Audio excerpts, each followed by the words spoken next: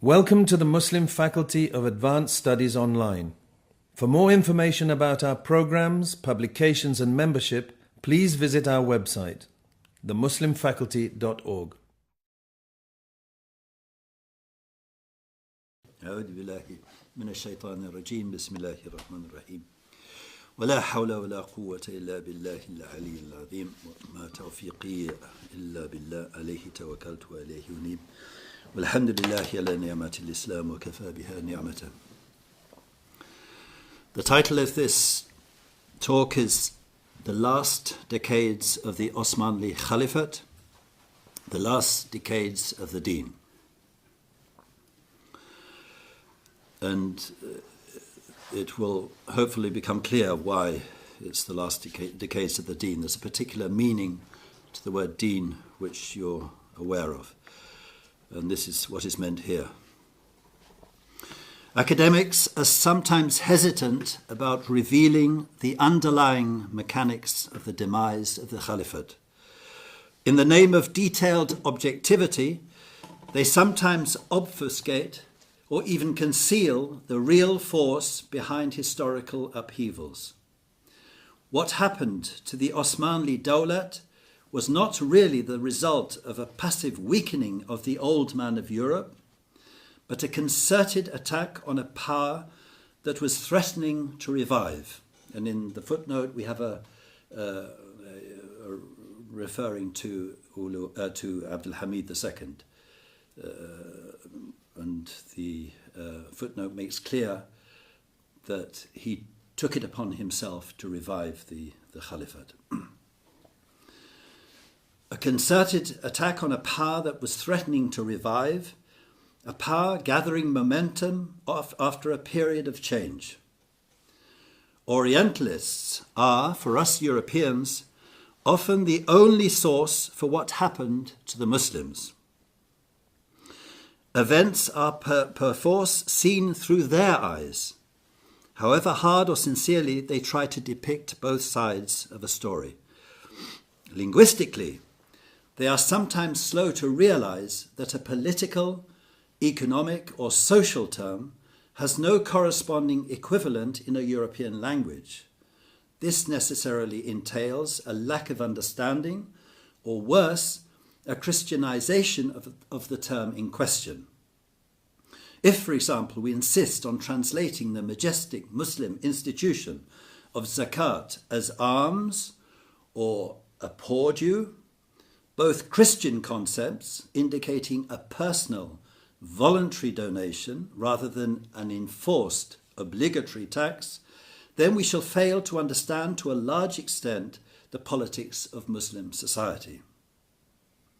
If, for example, and more importantly, we consider that the word religion, as used in the period of our study, corresponds to the term deen, which is the Osmanlı word describing the whole socio-political nexus based on Islam, then again we shall miss the point. Religion now refers to the mere trace elements of the once noble teaching of Jesus, alayhi salam, the performance of strange rites on occasional days, and a still stranger organization called the Church, or as Nietzsche had indicated, a spiritual weakness and resentment based on personal ignorance. Deen, however, has no meaning without power, both power of authority and personal power, and was a reality at every moment and in every situation of the Osmanlı society.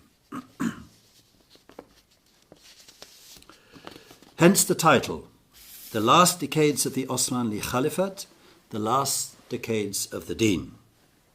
It was because the Deen was successfully attacked that the Osmanlı Caliphate fell, just as it was because the Osmanlı Caliphate was attacked that the Deen ceased to be, or more correctly, metamorphosed into a Christian-like religion, devoid of power, devoid of majesty, a mere personal Nietzschean deviation from the truth, which is what we have now more or less in the so-called Islamic world. Such carelessness with respect to terms is an impediment to perceiving the other's view in any historical situation involving conflict. Another of the impediments to objectivity amongst European educated scholars is the underlying principle of progress. It is taboo to doubt that man and his society is, or should be, becoming better and better. While the earlier studies of the Dawlat are characterized by a Christianization of terms, and hence of understanding, more modern studies, particularly those which deal with the transition from the Khalifate to the national state, use the language of democracy. In the former, progress is discerned when the Islam of the Osmanlis is seen to be withdrawing into a religious corner and adopting more Christian values, notably of tolerance and charité, while in the latter, progress is reckoned insofar as the new national state is implementing human rights and abandoning the rights of God. The final important impediment to objectivity is the lack of prioritization.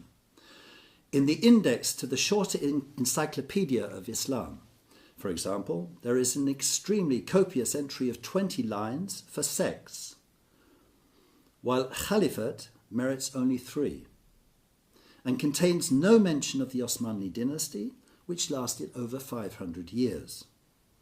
The implication is clear. The encyclopedic definition of Islam is not objective, descriptive, but rather prescriptive. Islam, we are told, is to be found in the exotic activities of isolated groups on the margin of legitimate authority. One does not have to look far for proof of the tendentious nature of Christian or increasingly democratic appraisals in the field of academics. And here there's a note. There are a few exceptions, amongst them the spread of Islam in Europe by T. Arnold, but even this lacks objective insight on account of his willingness to see material gain as the intent of Islamic impulse. This concerted attack was of seminal significance for both parties in the conflict. It has since determined the state of the Ummah and the nature of the Deen for the following decades. The first real blows, called aptly enough reforms, i.e. measures to reform the Dawlat into a new and different form, which would be acceptable to the reformers, to the authority of the Khalifate, were inflicted during the reign of Sultan Mahmud II and continued with his issue of the Tanzimat Ferman in 1939 by his successor Sultan Abdul Majid I. This Ferman was essentially a list of changes which would eventually affirm the supremacy of secular Christian law over Islamic law. Under increasing pressure from the European powers, he introduced the French system of bureaucracy, producing salaried wage earners rather than free men allied to guilds who would perform specific jobs for specific remuneration in a specific time. He severed the educational system from its Islamic basis, paving the way for secularization, or kufr, to give it its scientific name in Islam. This would soon give rise to the curious Christian-like phenomenon of Islamic schools, Islamic orphanages, and Islamic ministries, i.e., institutions which by definition render the rest of society un-Islamic, and of course was the prelude to the complete separation of the state from what is then rightly termed religion, i.e., pious concepts without any executive authority. In 1840, the first paper money, qayyimah-e mu'tabara, was introduced, ensuring the swift transfer from the legal bimetal currencies of gold and silver to the illegal fiat money and eventually the casino capitalism of the stock exchange in Istanbul. The use of paper money, bonds and securities as weapons against the Osmanlis has been documented in great detail by Muslim scholars. And here there's a footnote. Although touched upon by the Orientalists, they are coy when assessing the actual role of the banks in the whole affair. Bound as they are, and the universities are, to the tacit acceptance of their de facto paymasters. And so the import of the phenomenon is often lost to the reader unversed in their understatement. Existentially, what happened was that the gold and the silver of the Dawlat gradually but inexorably mounted in the cellars of the European bankers and disappeared from the hands of the Sultan and from the pockets of the ordinary citizen. The possession and minting of gold and silver had represented one important aspect of the power of the sultans. Taken away and substituted for paper or numbers, controlled in European capitals, this power was also effectively substituted and controlled. Financial problems had on occasion manifested in the Dawlat, but they had been insignificant in comparison with the manipulation which now took place. With a footnote. Other reforms of note during Sultan Abdul Majid's reign were the abolition of the jizya tax on non-Muslims, a tax which had throughout the centuries ensured their protection, the protection of the Jews and the Christians, and their being absolved from military duty. The destruction of the Janissaries, and here there's a footnote indicating that it was by no means a harsh tax, and in comparison with the tax that we pay today was negligible.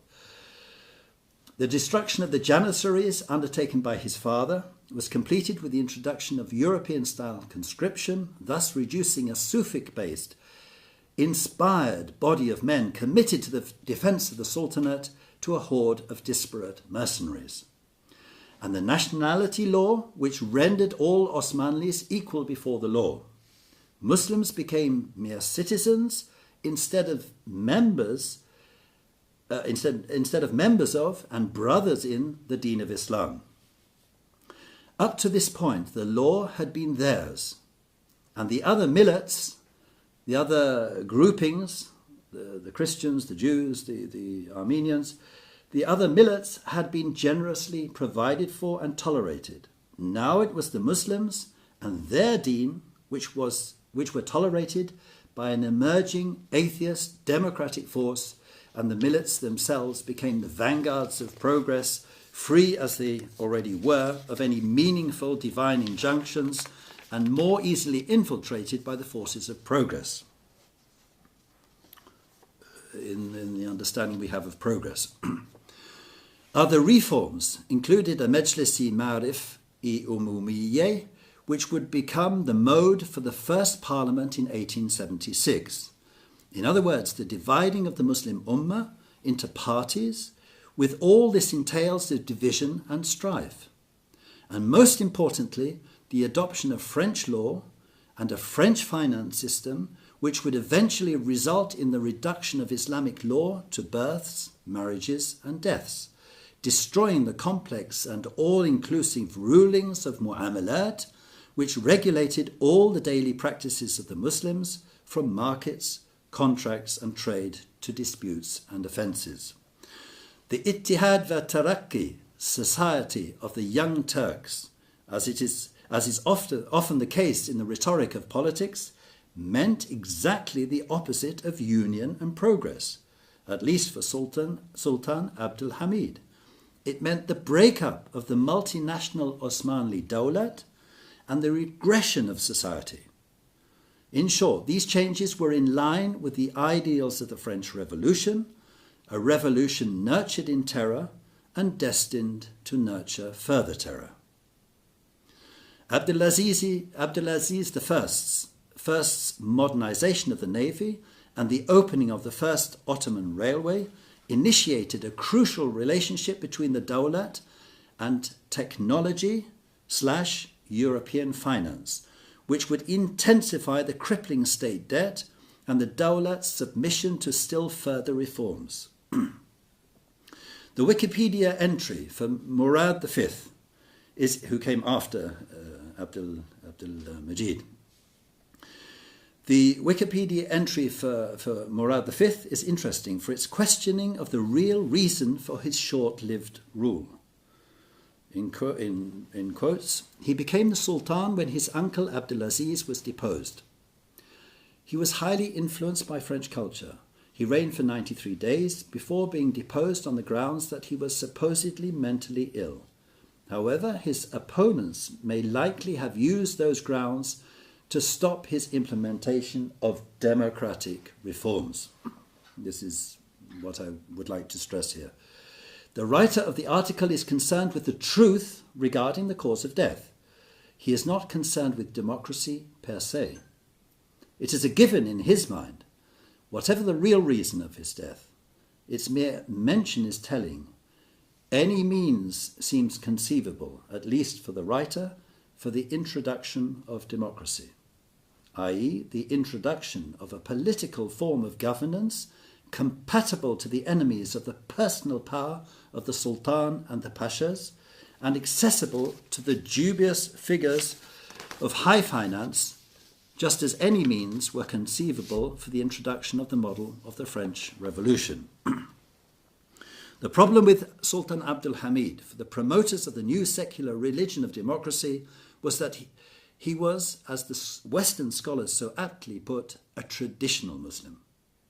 That is, he trusted deeply in Allah and His Messenger, sallallahu alaihi wasallam, looked upon himself as a slave of Allah, and all this is documented by taking from the biography of Ulu Haqqan by Najib Fazil. He trusted deeply in Allah and His Messenger, looked upon himself as a slave of Allah, and as such was ready to serve his master in any way he could. This meant that he had to look to the commands and prohibitions in the book of his master and follow them. That democracy can be compared to a new religion, or at least at the very least a substitute for it, has been the subject of widespread research. Here, another footnote. It has its sacred rights and its creed of human rights. Again, a footnote to comment upon this. Societies like the Young Turks promised a new way of life for its adherents. Freedom from all natural restraints, if one was democratically strong enough to shake off such restraints. Sultan Abdul Hamid's attitude to life, however, was not at the time something abnormal. Indeed, up until the introduction of the reforms and new values, it had been the norm for all members of the Osmanli Ummah. This connection to Allah and His Messenger, and the experience that one was a slave. What made Abdul Hamid so formidable an opponent was that he was still the Sultan, however much the authority of the Sultanate had been eroded, and he had made a conscious decision to fight back, to renew the deen, and to make use of the authority invested in him. He was a man of character. He was physically very strong, was a skilled carpenter, knowledgeable of birds, butterflies, and animals, in particular thoroughbred horses, well versed in the sciences of Islam, and most importantly, aware of the developments beyond the borders of the Sultanate. One of his wives was from Belgium, and he learnt a lot from her. He did not succumb to the sometimes dangerous luxuries of his precedents. Here, a footnote. He oversaw a cultural renaissance, in particular at the Faculty of Literature, Darul Funun Osmanli, in the Osmanli University.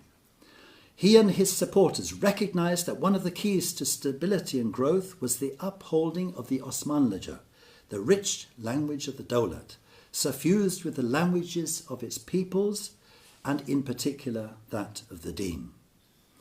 His success lay in sincerity. His character was in harmony with his claims and goal, and he was knowledgeable of his people and knowledgeable of his enemies. Furthermore, he saw the advantages of technology and was determined to incorporate them. He almost succeeded in paying off the debt and freeing his people from the banker creditors. His shortcoming was perhaps not to fully realize the nature of the attack against him, and that it was partly hidden in the technology he needed. Technology came at a terrible price: indebtedness and the adoption of the capitalist system. Europe had had centuries to come to terms with technology and capitalism. The Europeans, at least the modernists and the progressives, had realized that it necessarily entailed the end of personal sovereign power, with the result that the kings and princes of Europe were disappearing or had been reduced to mere figureheads. They realized that high finance and casino capitalism had to have unfettered license in order to succeed, and this only came through democracy, which declares that the markets are free, i.e. that the financiers were free to finance whatever project they liked, irrespective of its benefit to the society as a whole, and must not be subject to any outward control, least of all a king or a prime minister. Sultan Abdul Hamid's dilemma was that the technology he wanted for his people could only come at the sacrifice of his authority. And this he was not willing to make, because he knew that his authority represented his responsibility towards Allah and his Ummah. He was a man of principles, and this was a barrier to the unfettered capitalism of the banks. Democracy was a matter for the politician, and politicians, as he knew, were unprincipled. Abdul Hamid II thus represented a threat to the success of the attack on the Osmanli Dawlat. His move of genius was to recognize the necessity of personal rule. Seeing through the machinations of the politicians and the newly formed parliament, he dissolved the latter and took matters into his own hands. Anathema to the aspiring democrats. His shortcomings were magnified by his enemies, who had understood that he was not about to submit to the modernization of everything. To technology, he said yes, but to the modernization of the deen, he said no, knowing that it is immutable. His great railway project testifies to both. His recognition of the importance of linking the two great historic capitals of Islam, Istanbul and Baghdad, and also Istanbul with Mecca, which was clear proof of his desire to facilitate the Muslims in their performance of one of the pillars of their deen. His joining in partnership with Kaiser Wilhelm II and the subsequent annoyance of French and England, however, must not let us be led into believing that it was a matter of mere national differences, as some popular writers still insist. The technological alliance still depended on financiers in Europe, and they were essentially a network of families of supranational allegiance. Abdul Hamid II reasserted the real role of the Sultan, i.e. the highest authority of the Dawlat, as the Osmanli word Sulta means. His position was not unlike that of the King of England, who also decided to take matters into his own hands. Charles I, there's a book by Charles Sharp who makes this clear. Whatever, Charles Sharp quotes, whatever his deficiencies in those arts of politics, manoeuvre, management, compromise, Charles I, convinced that he pursued courses for the good of the common weal, held to convictions when a politician might have surrendered them. There's a clear parallel here between him and Sultan Abdul Hamid. These convictions were unshakable because both dissolved parliaments. He was a man of his word, a man of trust, a man who was conscious of his historical role as upholder of the Osmanli dynasty and as upholder of the Deen of Islam. His courage during the long battle to pay back the Dawlat's debts to the European bankers, the new and covert forces of occupation, in order to free it from the enslavement to the ever more blatant conditions attached to the debt, is legendary, at least among his supporters. Here I cite Najid Fazl, his biographer. Abdul Hamid never gave up his fight, even to the end. Technically speaking, with his demise, the Caliphate had merely entered into an interim period. This is made clear in a letter to his Sheikh of Instruction, Mahmud Abu Shamat Effendi, in which he writes, "I did not abandon the Caliphate of Islam for any reason. It was rather that I have been forced to leave the Caliphate of Islam by the pressure and threat from the leaders of the Committee of Union known as the Young Turks." Thus, those fighting for the introduction of democracy, knowing that the main obstacle to freedom of expression and freedom of the market forces, i.e. the financiers, were the Sultanate, they forced him to abdicate. This is not a fanciful connection of his, but rather a fact learned through his own bitter experience. The connection between the democratic unionists and their European backers, ultimately these financiers, became clear to him in the question of Palestine. I quote here, Abdul Hamid says, "These unionists, i.e. the Young Turks, have continuously insisted on the establishment of a national homeland for the Jews in the sacred territories and in Palestine, which I strictly refuse to accept and affirm. Whatever their threats and however strong their insistence was, I did not accept this proposal. Then they promised they would pay 150,000 English pounds in gold. But I refused this proposal too. I never responded to them, not for 150,000 English pounds, and not even if you piled up the gold of the whole world before me, could I accept your proposal." The problem for them again was that he could not be bought. He was not a politician. His integrity vis-à-vis Islam and the Muslims could not be compromised. For this reason, he had to be coerced into moving. He had been a sultan in service to his people. He says, I quote, "I have served the millet of Islam and the ummah of Muhammad for more than 30 years. These are, of course, his own words, but his actions bear him out. He did not betray the trust of his people and hand over Palestine, however great would have been his personal gain." I quote, Abdul Hamid, "I cannot put a black spot on the whole of the Muslims, the sultans, and the caliphs of Islam, my fathers and ancestors. Therefore, I can definitely not accept your proposal." As well as the enmity of high finance and the press, mention should be made of the Wahhabite rebellion in Najd, which was supported and financed by the European powers. Although Abdullah ibn Saud was executed as a rebel in Istanbul in 1818, the Wahhabite ideas continued to grow into a force and ultimately contributed to the downfall of the Sultanate.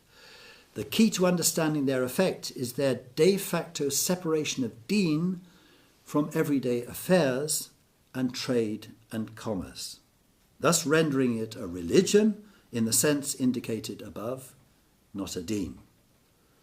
So we have the forces of progress and democracy and the Wahhabite religious concept of this separation. They mutually support each other.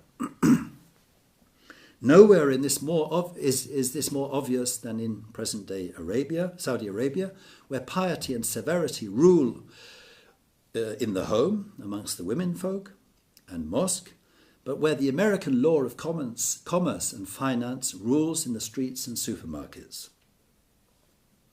It is not insignificant that immediately after the fall of the Caliphate, Abdulaziz bin Saud could regain Mecca and Medina.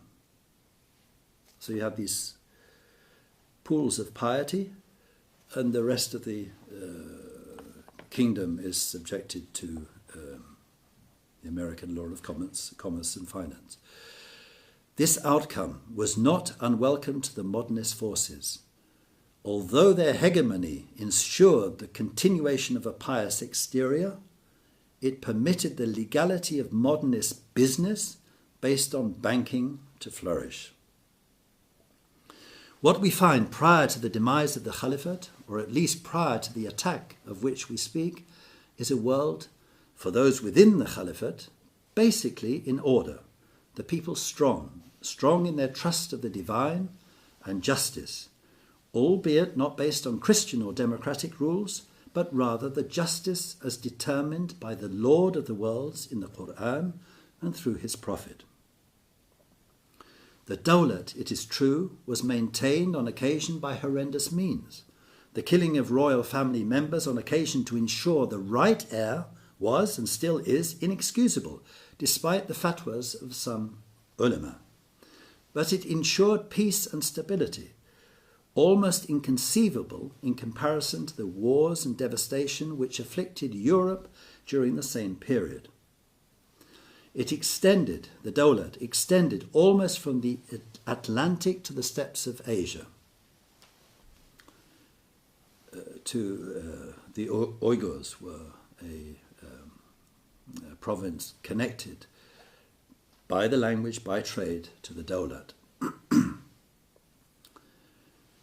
From the Atlantic to the steppes of Asia and beyond to the islands of Nusantara, Malaysia and the Philippines, present-day Philippines and Indonesia, if one takes into account the commercial and diplomatic ties. In any war, in any struggle, one must look to the outcome to determine the true nature of the rhetoric of the combatants prior to the victory or defeat. Kemal Atatürk is the proof of the real nature of the struggle that had been going on in the last decades. In him, the reformists had found their ideal. He was a modernist par excellence and expressed their understanding of personal license to the full. His sexual preferences were so far in advance of his time that they have still not been condoned by any of the known schools of fiqh, and his taste for the stronger spirits, making their way at that time into the growing number of Western hotels and restaurants in Istanbul, are sanctioned as yet only by the more bizarre Shia sects. Although a dictator, something abhorrent to their rhetoric of elected representatives, he was best equipped in the short term to deal with the enemies of progress. He marked the end of the Caliphate, the remaining Caliphs being symbolic, devoid of power. The Deen had been stripped of its worldly authority and had become a religion in the sense we have outlined above. Its realm was only the next world. The leader was an atheist materialist. His list of achievements was of course dismal from the perspective of the losing party. After the Khalifate, the Dawlat became the nationalist state of Turkey, and we see today what they do to the Kurds, which would never did happen during the time of the Dawlat. The Dawlat became the nationalist state of Turkey. It was only to do with Turkey, Turkishness in a very limited form. The borders of the Treaty of Lausanne, the final disgrace in relation to the former breadth and majesty of the Dawlat. His academic committees presided over the linguicide of Osmanlıca, stripping the once illustrious Osmanli language, which had contained some 300,000 words, to a mere shadow of itself, i.e. modern Turkish, possessed of a minute vocabulary and written in the alphabet of the new masters. More laws were passed in the initial years of his rule than the total number of new fatwas promulgated throughout the 5 centuries of the Osmanli Dawlat.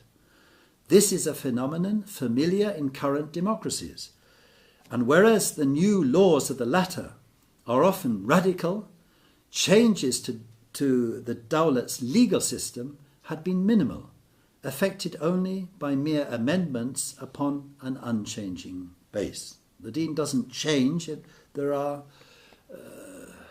very small changes according to the demands of society of the time. Because the age we are discussing is pivotal to the warring parties mentioned above, the impressions left by the writers of the respective parties appear quite different from each other. Indeed, black/white in total conflict. This is not merely a lack of objectivity, an excess of partisan zeal, but rather a faithful reflection of the nature of a continuing intellectual and linguistic struggle. Namely, how to deal with the European phenomenon of Islam. As an exotic and foreign religion, it is easy booty for the academic hunters. As an integral way of life, which historically has become part of the very fabric of this continent, it is a beast still very much alive and kicking. The last decades of the Caliphate were characterized by change and resistance to change.